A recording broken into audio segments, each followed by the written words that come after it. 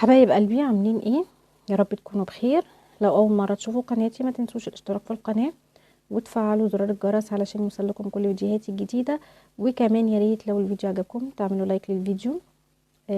وحبايبي على فيسبوك ما ننساش نعمل لايك للفيديو ومتابعه للصفحه وشير للفيديو بالنسبه للناس اللي محتاجه قراءات خاصه بتتواصل معايا على رسائل صفحه الفيسبوك. هنعمل مع بعض قراءه. هنشوف ليه حبيبك طلعك من حياته، ليه مش بيتواصل معاك، هل بيحبك ولا تخلى عنك، هل هيعود وامتى. هنشوف كل ده وهنشوف طاقته الحالية فيها ايه. بسم الله.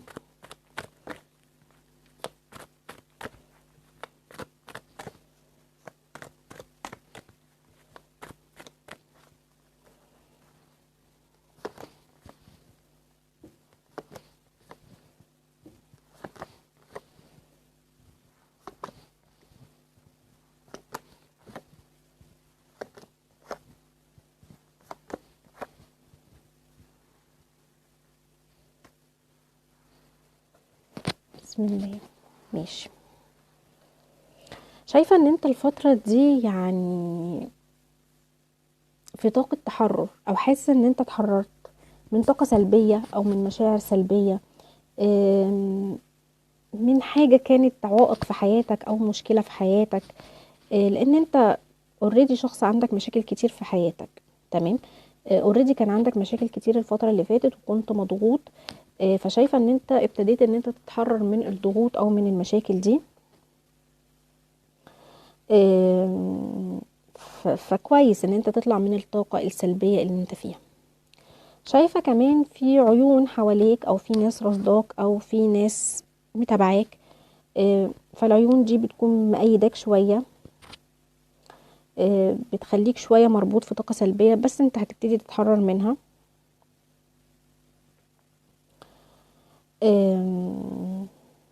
شايفة كمان ان انت حاسس ان انت من وقت ما بعدت عن حبيبك او عن الشخص ان احنا فاتحين عنه القراءة،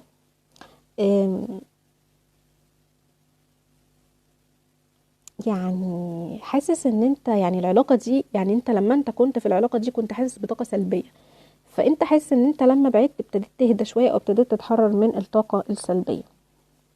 تمام.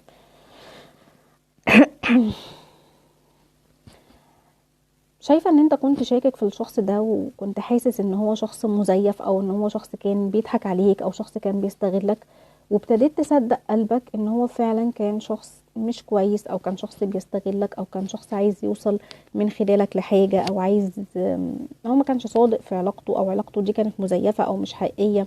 فشايفاك ان انت ابتديت ان انت تتحرر منها. تمام. لان انا شايفة كمان ان هو بنسبة كبيرة جدا ممكن يكون الشخص اللي انت كنت مرتبط بيه ده شخص نرجسي.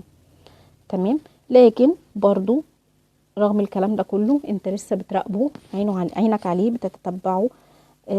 وعايز برضو ترجع له رغم ان انت دلوقتي مرتاح في البعد اكتر وحاسس ان انت مرتاح وحاسس ان انت اتحررت من طاقة سلبية، لكن برضو في نفس الوقت عايز ترجع له، مستنيه. يعني انا شايفة ان انت منتظره، شايفة ان انت انتظرته كتير قوي ان هو يعمل حاجة او ياخد خطوة، لكن دايما هو شخص متأخر او شخص بطيء في قراراته او في خطواته يعني. وشايفاك رغم كده عايز تديله فرصة تانية، مع ان انت مش عارف راسك من رجلك في العلاقة دي، او مش عارف العلاقة دي رايحة بيك على فين، والعلاقة دي مؤذية بالنسبة لك زي ما قلت لك، وانت من وقت ما بعدت وانت مرتاح، لكن برضو عايزه. الشخص ده في حاجة هو عملها فيك انت مش قادر تنساها او مش قادر ان انت تتخطاها. شايفاك زعلان منه قوي، مش حاسس ان هو بيحبك او عنده مشاعر ناحيتك او مش بيعمل حاجة علشانك، ولكن رغم كده بتحبه.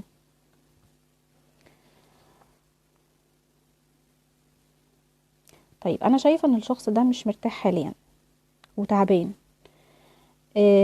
وضعه مش حلو. شايفاه كمان بيجتهد قوي في شغله وفي حياته، وممكن يكون بيفكر ان هو كمان يسافر او ان هو يعني يغير مكانه. تمام. نفسه ان هو يلاقي حد يحبه او يحتويه، زي ما انت كنت بتعمل معاه. تمام. طيب شايفة ان سبب متاعبه، شايفة ان في اشخاص حواليه او في اشخاص في حياته هم سبب متاعبه. وهو ولا قادر يواجههم ولا قادر ان هو يتخلص منهم ويبعد عنهم. تمام. شايفاه مش حاسس بسعادة، شايفة ان الدنيا بتعدي عليه كده من مرور الكرام، مفيش جديد في حياته، يعني اللي بيبات فيه بيصحى فيه، مفيش جديد. شايفة ان الشخص ده عنده يعني قدرات او عنده امكانيات، او الشخص ده ذكي ولماح. تمام. طيب خلي بالك هو كمان بيراقبك زي ما انت بتراقبه، لكن مش مراقبة فضول او عايز يعرف انت بتعمل ايه، لا، هو شاكك في حاجة وعايز يعرفها ويثبتها، يعني عايز يثبتها لنفسه. تمام. شايفاه عايز ياخد خطوة ناحيتك، عايز يكلمك، لكن خايف ان انت ما تتقبلوش، او ان انت يعني ما تديلوش وش بمعنى اصح. شايفة ان انت ممكن تكون حاولت ان انت تتكلم معاه او تتواصل معاه، وهو ممكن يكون تجاهلك او مردش عليك.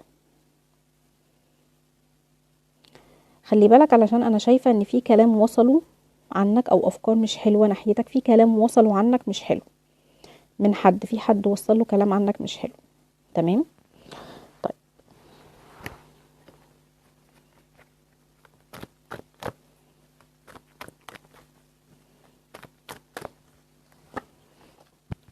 مم. طيب.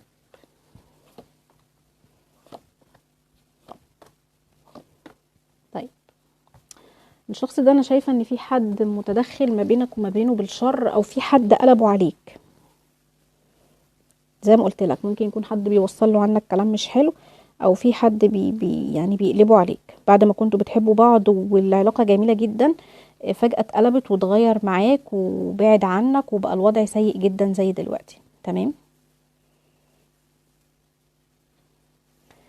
ابتدى يشوفك ان انت ما بقتش زي الاول، يعني الاول كان بيشوف فيك كل حاجة حلوة، دلوقتي ممكن يكون شايفك ان انت اسوأ حد في الدنيا، او ان انت شخص عايز منه مصلحة. تمام. وانت مش عارف ايه سبب كل ده او ايه سبب التغيير ده. شايفة كمان ان ممكن يكون في سحر، او شخص بيملى دماغه من ناحيتك. طيب الشخص ده انت ممكن تكون عامل له بلوك، او مش بتتواصل معاه، لان زي ما قلت لك في حاجه مزعلك منه، انت زعلت منه جدا. لكن انت عارف برضو ان هو بيراقبك، وعارف ان هو لسه بيحبك رغم كل السلبيات دي كلها. انت نفسك ان الشخص ده يفوق من الحاله دي، او يطلع من الحاله دي، او يعني الحال يتغير، يبقى غير الوضع اللي هو فيه دلوقتي. بس عايزه اقول لك على حاجه، هو كمان زعلان، يعني ما تفتكرش ان هو مبسوط، لا، الشخص ده كمان زعلان من نفسه، زعلان على اللي عمله معاك، لان هو بيحبك وبيفكر فيك، وحاسس ان اللي بيعمله معاك ده غصب عنه. تمام. فهو زعلان ان هو بعد عنك، او ان هو ادالك ظهره او سابك او مشي. شايفه ان هو عايز يكلمك، عايز ياخد خطوه ناحيتك، لكن متردد. عايز ياخد خطوه ناحيتك لكن خايف من ردة فعلك، لان هو مزعلك جامد وجه عليك كتير ووجعك كتير قوي، فمتردد مش قادر ان هو ياخد الخطوه. شايفه ان الشخص ده يعني احتمال كبير جدا هيرد لك كرامتك، وهيكلمك وهيبعت لك رساله، وشايفه ان هي هتكون مفاجاه بالنسبه لك. لكن برضو شايفه ان انت يعني لما يبعت لك رساله او يتواصل معاك، يعني هتكون متردد ترد عليه ولا لا. تمام.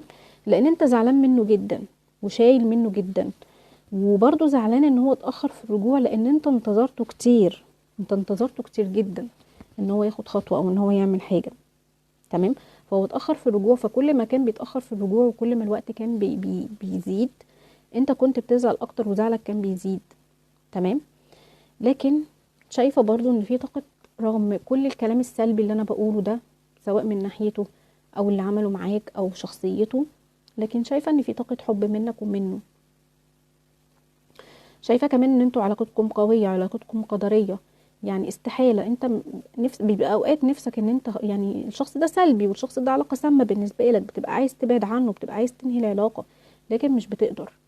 تمام. لان الشخص ده توأمك او نصك التاني، اللي استحاله تقدر ان انت تبعد عنه او تتخلى عنه، او مهما بعدتوا انتوا قدركم ان انتوا تكونوا في طريق بعض او في سكه بعض. تمام.